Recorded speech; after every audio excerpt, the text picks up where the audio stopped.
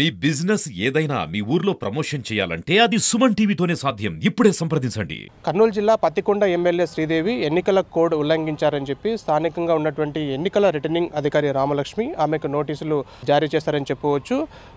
CM సహాయ నిధికి సంబంధించినటువంటి చెక్కులను పంపిణీ చేయడంతో ఒక్కసారిగా ఆ ఫోటోలు కూడా సోషల్ మీడియాలో వైరల్గా మారాయి. ఈ నేపథ్యంలో కూడా ఎన్నికల కోడ్ ఉల్లంఘించి ఏ విధంగా ఈ చెక్కులకు పంపిణీ చేస్తారన్న దానిపైన కూడా జోరుగా చర్చ సాగుతుంది. ఈ నేపథ్యంలో ఈ విషయం ఎన్నికల అధికారికి తెలియడంతో పూర్తి స్థాయిలో ఎన్నికల అధికారి 24 గంటల్లో మాకు సమాధానం ఇవ్వాలి, ఎందుకు ఆ చెక్లను పంపిణీ చేయాల్సి వచ్చిందన్న దానిపైన కూడా వివరణ ఇవ్వాలని చెప్పేసి అని కూడా ఎన్నికల అధికారి ఎవరైతే శ్రీదేవి ఉన్నారో ఆమెకు నోటీసులు షోకాజ్ నోటీసులు కూడా జారీ చేసినటువంటి పరిస్థితి మనం చూస్తున్నాం. ఎందుకంటే నిన్నటి రోజున కూడా దాదాపుగా 22 మందికి పబ్లిక్ ప్లేస్లో కూడా పూర్తి స్థాయిలో ఆమె లబ్ధిదారులు ఎవరైతే ఉంటారో వారికి అందరూ కూడా సీఎం సహాయ నిధికి ఎవరైతే అప్లై చేసుకున్నారో వారందరూ కూడా చెక్కులు పంపిణీ చేయడం జరిగింది. అయితే ఎన్నికల కోడ్ అమల్లో ఉన్నప్పుడు ఇలా ఈ విధంగా చెక్కులను బహిరంగంగా పంపిణీ చేయడం నిషేధం అని చెప్పవచ్చు. ఎందుకంటే ఎన్నికల కోడ్ అమల్లో ఉన్నప్పుడు అధికారికంగా సంక్షేమ కార్యక్రమాలకు సంబంధించి కూడా ఏ పథకం కూడా ఎమ్మెల్యే కూడా చేయకూడదు. ఈ నేపథ్యంలో కూడా నిబంధనలకు విరుద్ధంగా ఎమ్మెల్యే వ్యవహరించిన నేపథ్యంలో కూడా, ఎందుకంటే ముఖ్యంగా పబ్లిక్ ప్లేస్లో కూడా ఈ చెక్కులను పంపిణీ చేసిన నేపథ్యంలో కూడా ఒకసారిగా ఎన్నికల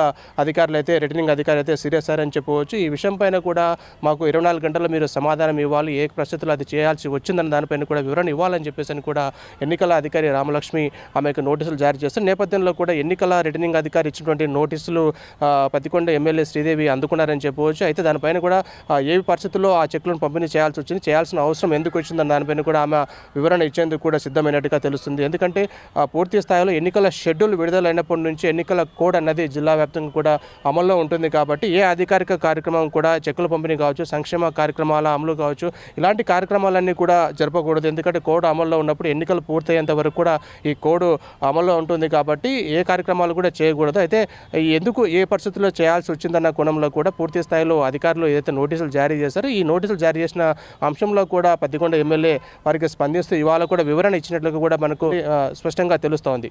కెమెరామ్యాన్ సురేష్తో మల్లికార్జున్, సుమన్ టీవీ, కర్నూలు జిల్లా.